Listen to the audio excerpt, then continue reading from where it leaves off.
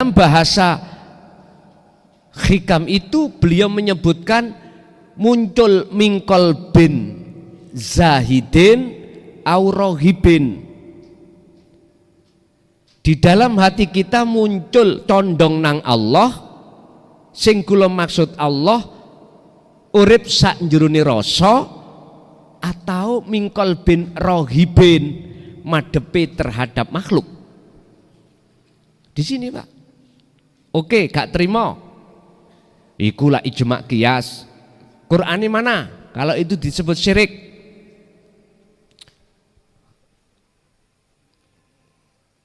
Tolong sampai ambil mafhum mukhalafah surat Al-An'am 79. Kebalikan arti. Mafhum mukhalafah itu kebalikan arti. Di situ artinya ini Pak. Jikalau hatimu condong pada wajah Allah, maka Anda melakukan apapun, Anda bukan termasuk orang yang menyekutukan Allah. Wa ma ana minal musyrikin. Yes.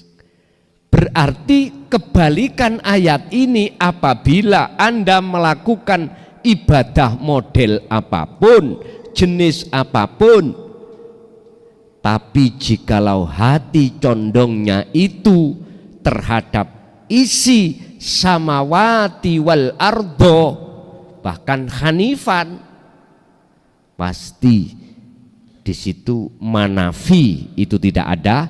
Yang ada wa ana minal musyrikin. Berarti saya termasuk golongan yang menyekutukan Allah. Artinya ini Pak. Umpama saya melaksanakan haji, umroh, berkorban, sholat, zakat, puasa, manakala hatiku condong pada selain Allah, berarti saya itu telah melakukan tindakan syirik pada Allah. Miturut kacamata hakikat aslinya. Jenengan terima gak terima terserah. Ingat, saya tidak mempunyai sedikit pun hati untuk menyalahkan Anda, ndak. Merusak aturan-aturan kulit, tidak. Tapi hanya satu, saya ingatkan supaya Anda itu bermutu dan berbobot nilai ibadah yang ada pada diri Anda. Ibaratnya wong sholat, biar hatimu tidak condong ingat selain Allah, supaya sesuai dengan firman Allah, wahyu Allah, bahwasanya wajib hukumnya ketika jenengan sholat hati dalam keadaan khusyuk. Hafidu ala sholawah was sholatil wusta wa qumu lillahi qanitin ay khashiin. Pun jelas Pak Bu nggih? Yes. Pun ngoten mawon.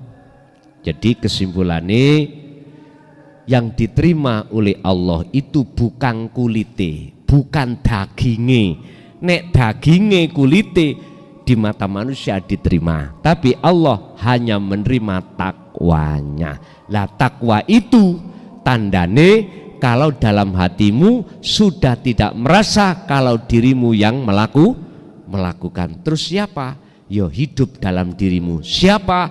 Itulah wujudnya Allah Subhanahu wa ta'ala. Sebab Allah sampun dawuh, Muhammad, jikalau hambaku bertanya tentang diriku, maka katakanlah bahwasanya aku itu dekat, bahkan lebih dekat dari urat nadi. Oke, ada yang bertanya? Kami persilakan.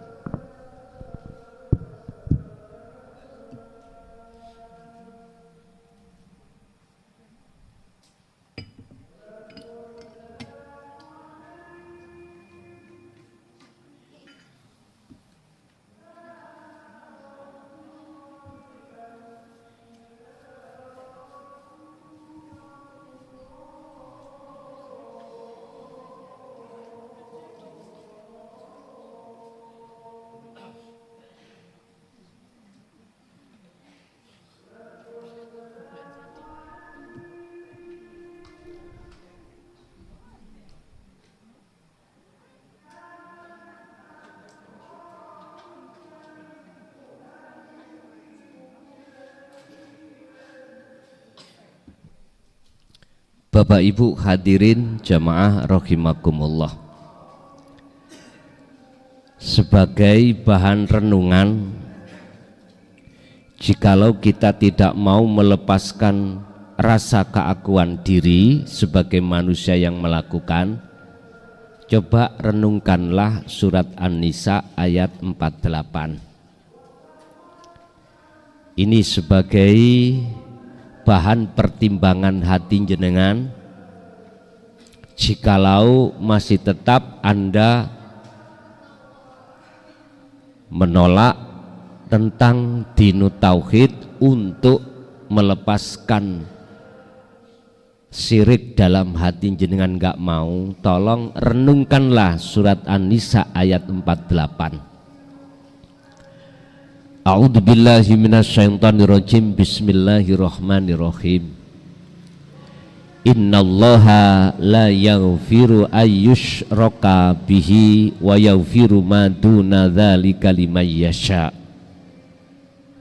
Sesungguhnya Allah tidak akan pernah mengampuni dosa-dosa syirik. Ingat, Allah tidak akan mengampuni dosa syirik sekecil apapun. Dosa di mana dalam hati jenengan ada pengakuan, ada rasa selain Allah itu punya ini, punya itu, bisa ini, bisa itu, dan lain sebagainya. Tetapi Allah akan mengampuni dosa-dosa selain daripada syirik, kecuali jikalau Anda mau bertobat. Artinya dalam hati sampean ada satu kesadaran bahwasannya Anda, hati ini selama ini kita dolim pada Allah. Bentuknya ngaku. Berarti inilah tanda kalau orang itu betul-betul bertaubat. Selanjutnya pasti Anda akan digerakkan Allah untuk membersihkan syirik tersebut.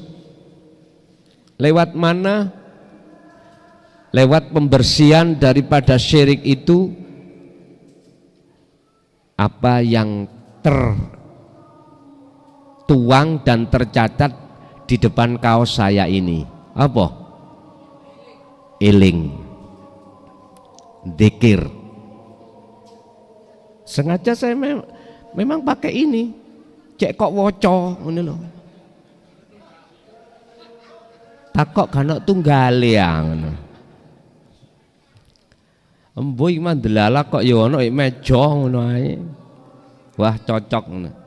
Lah maksude eling, atimu sadar bahwasanya bukan dirimu yang melakukan, makhluk, tetapi hidup dalam dirimu dan di luar dirimu yang berlaku itulah Allah Subhanahu wa ta'ala. Ingat, innallaha bikulli syai'im muhit. Sesungguhnya Allah selalu melimputi segala hal apapun, termasuk kopi. Kok gak dilimputi Allah, nggak akan.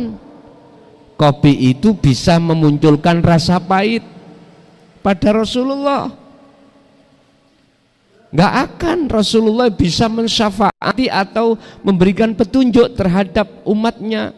Oleh karena terlimputi oleh Allah dalam diri Muhammad, maka seakan-akan Muhammad itu bisa memberikan petunjuk dan membimbing Anda untuk bisa lepas syirik dan menuju dan bertemu Allah dalam keesaan Tuhan. Begitulah. Maduna dzalika liman yasha. Allah mengampuni dosa-dosa selain syirik terhadap hamba yang dikehendaki. Siapa yang dikehendaki? Khususnya yang melakukan syirik.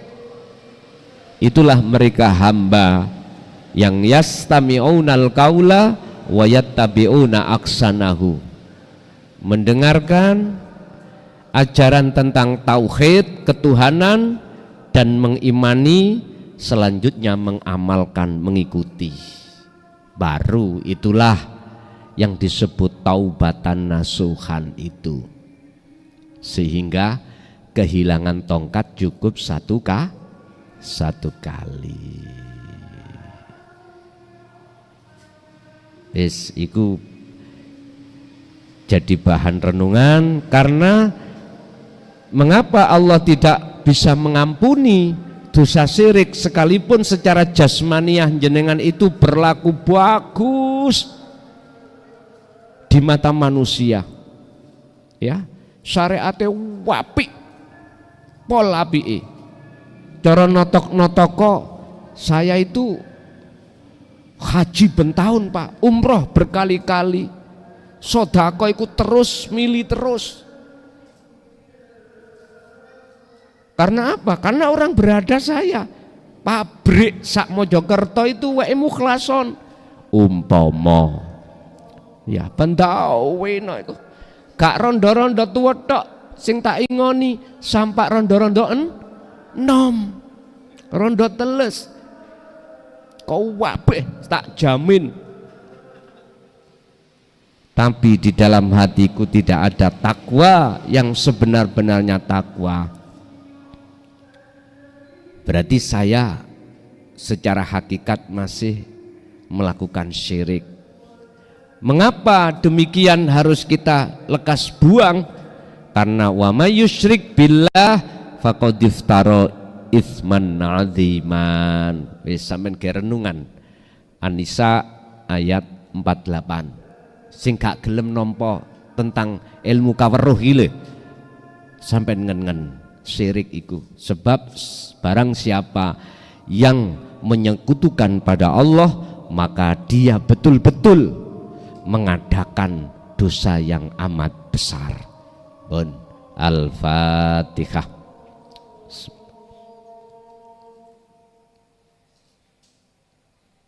Akhirul kalam. Assalamualaikum warahmatullahi wabarakatuh.